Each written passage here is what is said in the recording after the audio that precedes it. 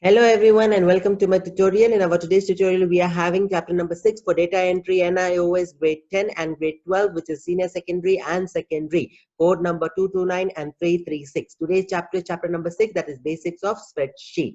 So let us move forward and study what are the important key points to be studied for the examination from here. As usual for this chapter, again in the description box you will find the practical video link also for MS Excel, so that you know what are the questions asked in the MS Excel during the practical examination, as it also contains 10 marks. And same time for the next 2 lessons also the same video link can be used at the same time. So here we'll just focus on the theory. Just like Microsoft Word or MS Word or basics of spreadsheet, this one basics of word processing, what we had studied was features of spreadsheet. So basically similarly we have features of MS Word, same thing we are going to study here. So we are having so many features. Learn any two of your wish, any two of your wish: auto sum, list autofill, or autofill, auto shapes, wizard, drag and drop, charts, anything that you want. Learn any two, nothing more. Similarly, features of MS Excel 2007. It is, I know there are too many paragraphs here as given: A, B, C, using styles, applying theme, then D, rich conditional formatting. No need to study all that, ignore. And then here E, resizable formula bar, function autocomplete. No need all these things. What you can do is just simply you can skip up all those 6 points of F, okay, and move forward to this part only, which is features of spreadsheet, because there is no difference between features of spreadsheet and features of MS Excel. It's exactly the same. So what you can do is learn instead of 2 then any 4, just like last time I told you. Since we have features of spreadsheet, features of MS Excel, previously we studied features of word processing and features of basics, this one MS Word 2007. So what we studied was that we learned any 4 points over there from features of word processing. Similarly, learn any 4 important features which is from your wish from here, which is from 1 to 8, any 4 easy ones, so that you can write 2 for this, 2 for spreadsheets and 2 for MS Excel if both questions came in the exam. If any one came, simply choose any 2 of your wish again to write from that. Clear? Then moving forward of how to start MS Excel, it's very clear and understandable to of how to start an MS Excel. As we know, there are 3 methods of starting any of your MS Excel program or MS Office programs. That is, either you go to the start button, all programs, Microsoft Office, and then choose MS Excel 2007, as you can see here in the picture. Or the second option is right click on the desktop, go to new, okay, and then choose MS Excel. Third option is go to the search bar, okay, and then click over there MS Excel. Fine. The difference is when you click on the desktop, the location is already saved. So when you press the save button, it is already saved on your desktop. Whereas when you open from the start button or from the search criteria, while you're saving your document, it will, or your worksheet, it will literally ask you where to save it, at what location to save it. Fine. Now moving forward to other part over here,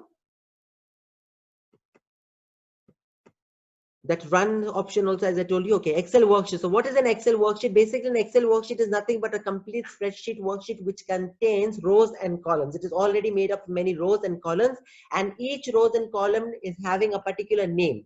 This name of every row and column is represented as cell reference. So basically, what is exactly self-reference? We're going to come over here, self-reference, and see what it is. Before that, ribbon. Ribbon, obviously, you all know this all area of our tabs are ribbon, just like Microsoft Word. We have a column heading. A column heading is always this part, like A, B, C, D is written over there. Column row heading is 1, 2, 3, 4, 5, 6, 7, 8. Then worksheet number, which is worksheet 1, 2, 3. In one workbook, we can have many worksheets. Now, what is a workbook and what is a worksheet? We will also come across this important point.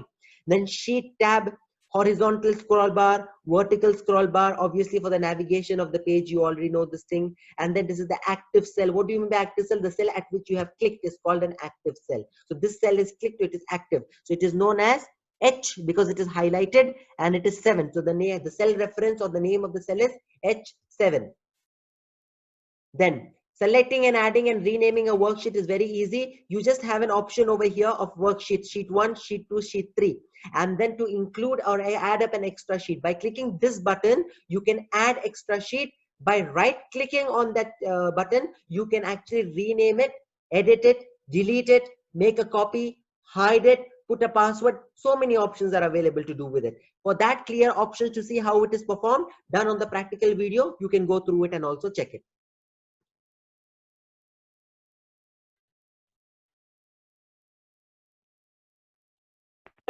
cell, either you right click over there and choose insert cell, insert row, delete row, or you can also go to this option in the home tab where there is insert, and then you can add insert cell, insert sheet, everything you can do. Either you can add an insert cell, either you can add an insert row, insert column, or a completely or entire sheet can be added also by using an insert. If you don't want to use from here, you want to use this option. All this method is also present practically inside over there.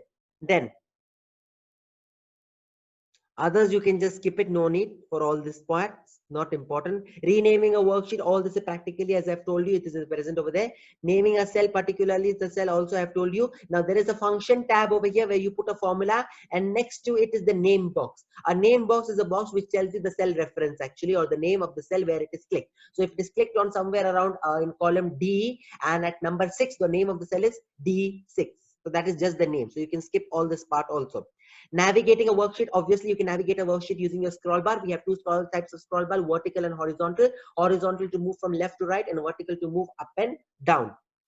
Then data entry, what type of data can be typed or entered into the worksheet? We can have data entry of anything such as numbers, text, date and time, all this, date and series, anything you want.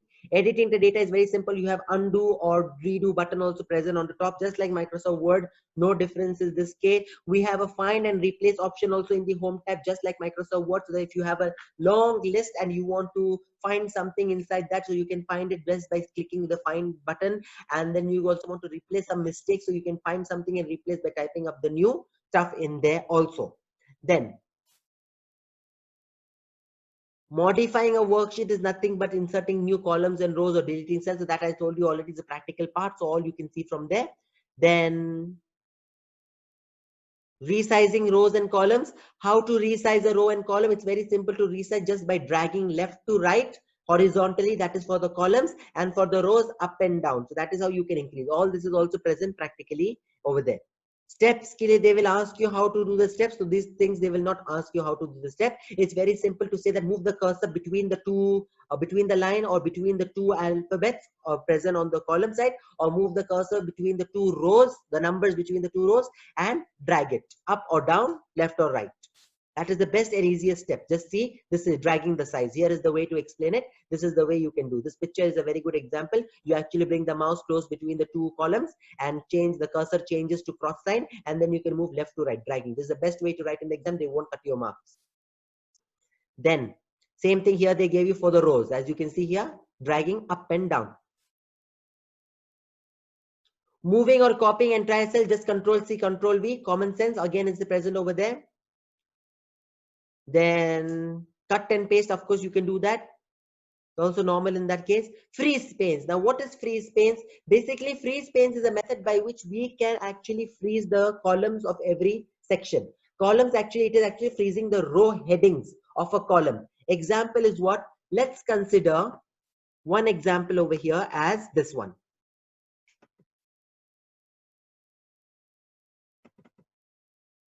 If you have a data source or anything created which contains tables or columns and rows inside an Excel sheet, what usually happens is that if you have a particular column, or if you're making a mark register for a student's marks is going to be given as per the subject wise, and you not just have one student in your class. Obviously you might have 20, 25, 30 or more than 20 students, right?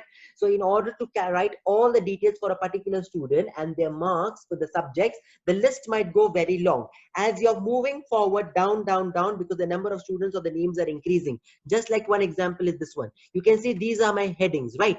So if these are the headings of this thing, and if this is the name of the student, over here in the first go, it's very easy for me to understand, this is the first name, this is the last name, this is the address, this is the pin code, and so on, because I could see the heading very easily. What if by typing so much in detail, I would like type all this was filled with the student's name. Just consider all this was filled with student's name. And then I went down. Now I can't see where is the heading. I just got myself distracted, and then suddenly I'm thinking, oh, which is this? Is this the first name or the last column? Is this the first name or last name? Or is it email? Is this pin code or email? What do I have to? Because I don't have the heading. The heading is up because the list went too long.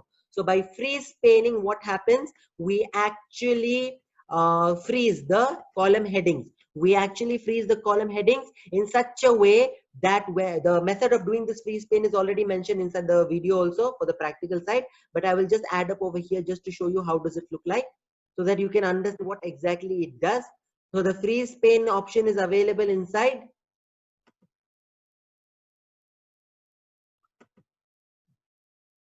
view option, which is the freeze panes over there in the view option. And when I do freeze pane, so when I have freeze pane, this one right now, what will happen when I'm going to move down? One second.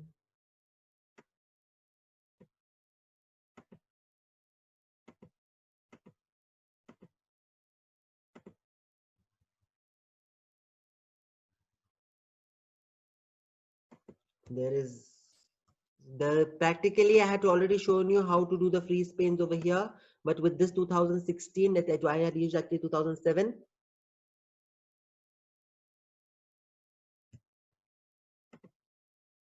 So you can just see this column heading. One second, I'm just taking it again.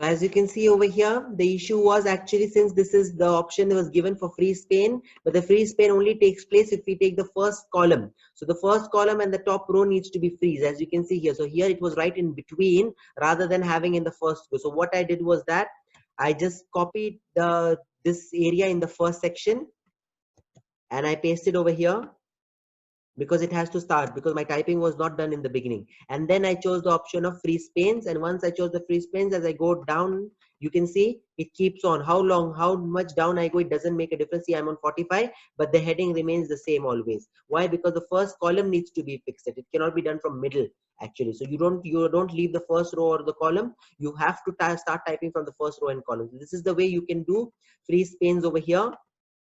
Then after freeze panes, the next section that we have is, all this is freeze panes example, so no need. I've already taught you. Setting up the margin and everything for the Excel worksheet can be done obviously from page layout. Similarly, the same way like Microsoft MS Word also. Margin, top, bottom, left, right, page, portrait or landscape. And if you want to add up any header and footer, heading and footer or text box, everything is available through insert option, also graph also through insert option. All that is going to happen. The detail for making a graph will be learned on chapter number 8. Print preview, how does a print preview look like? Similarly, everything is same. You just right click or control P or go to file, choose print, see how print preview takes place.